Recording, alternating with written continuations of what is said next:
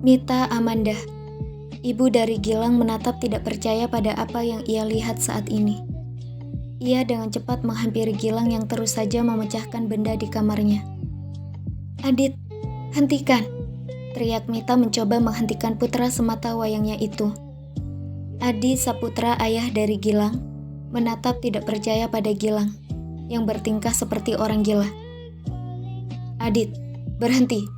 teriak Adi yang sedikit kesal melihat Gilang yang tak kunjung berhenti, meski sang istri sudah berusaha untuk menghentikannya. Mita menghembuskan nafasnya saat Gilang menghentikan kegilaannya. Mita dengan cepat memeluk tubuh anaknya itu, yang mulai menangis sesenggukan di pelukannya. "Kenapa harus Om Revan? Kenapa, Ma?" teriak Gilang di dekapan ibunya. "Biar Mama obati tanganmu ya," ucap Mita hati-hati, lalu segera menarik perlahan Gilang untuk duduk di atas tempat tidur. Adi menghembuskan nafasnya saat melihat seisi kamar yang seperti kapal pecah. Entah apa yang membuat putranya seperti ini. "Ada apa denganmu? Bertingkah seperti orang gila," ucap Adi dengan menatap putranya yang hanya tertunduk dengan wajah lesunya.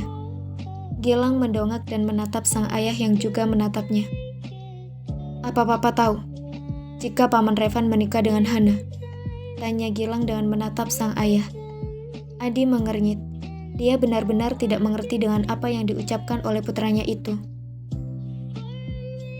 "Hana Fiansa?" tanya Adi yang dengan cepat diangguki oleh Gilang. "Iya, bukankah kau tahu akan hal itu?"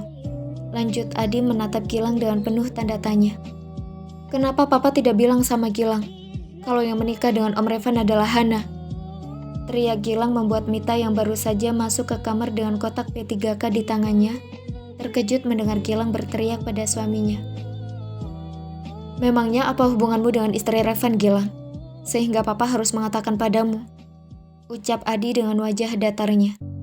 Gilang maupun Hana tidak memberitahukan keluarga mereka tentang hubungan mereka, dan memilih untuk berpacaran tanpa diketahui oleh keluarga dan hanya sahabat Hana saja. "Dia pacar Gilang, Pak. Pacar Gilang yang 1 tahun lagi bakal nikah sama Gilang," teriak Gilang membuat kedua orang tuanya tersentak. "Tapi kenapa sekarang malah menjadi istri Om Revan? Kenapa?" ucap Gilang mengacak rambutnya dengan tangannya yang berlumuran darah karena terkena serpihan kaca yang ia pecahkan. Mita dengan cepat menahan tangan Gilang yang terus saja mengacak rambutnya, hingga darah di telapak tangannya mengenai rambutnya. Adi terdiam dengan menatap sendu putranya. Ia tahu jika putranya saat ini sangat kehilangan. Tapi bagaimanapun semua sudah terjadi, dan dia tidak bisa berbuat apa-apa lagi. Gilang terdiam, lalu kembali menatap ayahnya. "Kenapa bukan kakaknya Hana yang nikah, Pak? Kenapa Hana?"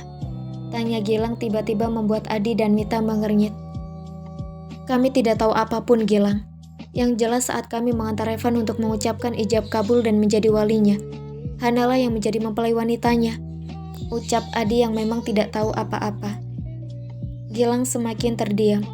Ia tahu Hana tidak akan dengan senang hati menjadi mempelai wanita, karena mereka sudah berjanji satu sama lain. Yang menjadi pertanyaan di kepala Gilang sekarang adalah, di mana kakak Hana? Gilang bangkit dari duduknya setelah sang ibu selesai membalurkan perban di telapak tangannya.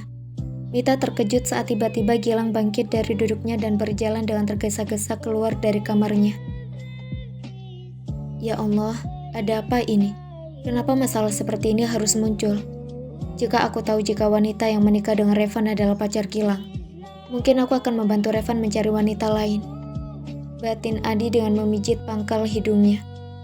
Gilang dengan tergesa-gesa memasuki mobilnya. Saat ini ia harus berbicara pada satu orang yang ia yakini tahu akan hal yang terjadi pada Hana, hingga membuat pacarnya itu harus menikah dengan omnya. Saat ini, Gilang tengah duduk di salah satu kursi di dalam kafe yang sering ia dan Hana jadikan sebagai tempat kencan. Tapi tidak berdua, selalu ada Bella dan Dea yang ikut dengan mereka. "Maaf Kak, ada apa?" tanya seorang gadis yang kini berdiri di hadapan Gilang. Gilang mendongak dan menatap dia yang menatapnya dengan Bella yang berdiri di sampingnya. "Aku ingin bicara dengan kalian," Ucap Gilang membuat Dea dan Bella mengernyit. Lalu kemudian duduk di kursi berhadapan dengan Gilang. "Kemana Kakak Hana?" tanya Gilang tiba-tiba, membuat kedua gadis itu terdiam, lalu menghembuskan nafasnya. Dea mulai menceritakan hal yang ia dengar dari Hana hari itu. Alasan mengapa ia bisa menikah dengan Revan. 1 jam kemudian. "Menurut kamu dia bakal nyerah atau tidak?" tanya Bella pada Dea yang duduk di sampingnya. Gilang sudah pulang sedari tadi, saat Dea selesai menceritakan semuanya padanya. Dan sudah 1 jam kedua wanita itu duduk di sana, menikmati jus yang mereka pesan. Kalau aku lihat dari sifat Kak Gilang, sepertinya dia tidak akan menyerah begitu saja. Dia pasti akan berusaha untuk mendapatkan Hana kembali, meski harus menjadi musuh omnya sendiri, ucap Dea dengan menatap ke depan.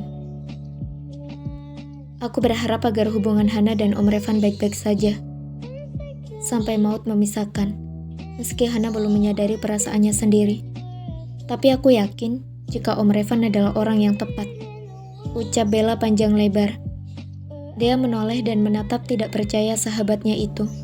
Tumben ucapannya berfaedah. Tumben mulut kamu ngomongnya yang berfaedah. Biasanya main asal nyosor aja, ucap Dea yang sama sekali tidak ditanggapi oleh Bella, karena ia terlalu fokus menatap seseorang yang baru saja memasuki kafe itu. Tiba-tiba Bella berteriak, membuat Dea yang menunduk dengan meminum jusnya menjadi tersentak. "Om Gavin!" teriak Bella dengan melambaikan tangannya pada Gavin yang baru saja masuk ke kafe. Dea menatap tidak percaya pada sahabatnya itu, sedang beberapa pengunjung menatap aneh pada mereka.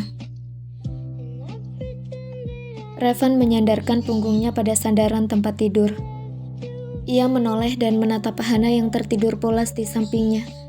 Setelah pergulatan mereka beberapa saat yang lalu, Revan menghembuskan nafasnya, lalu membelai pipi cabi istrinya. "Kenapa di saat aku sudah merasakan kebahagiaan, malah datang cobaan? Aku tidak rela jika kamu bersama dengan orang lain. Aku bahkan lebih tidak rela jika itu Gilang," ucap Revan dengan memijit pangkal hidungnya.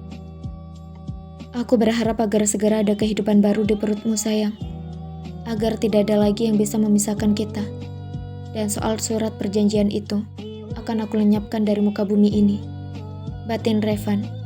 Ia tidak akan membiarkan siapapun mengambil Hana darinya. Dengan cepat, Revan meraih ponsel di atas meja di sampingnya. Ia akan menghubungi omnya untuk memberitahukan sesuatu. "Halo Om Adi," ucap Revan saat Adi mengangkat teleponnya. "Revan, ada apa?" tanya Adi, meski sebenarnya ia sudah punya firasat apa yang akan dikatakan oleh keponakannya itu. "Beritahu pada Adit untuk menjauhi istriku, Om. Jika tidak, maka mungkin aku akan bertindak yang tidak bisa diungkapkan dengan kata-kata," ucap Revan lalu memutuskan panggilan sepihak.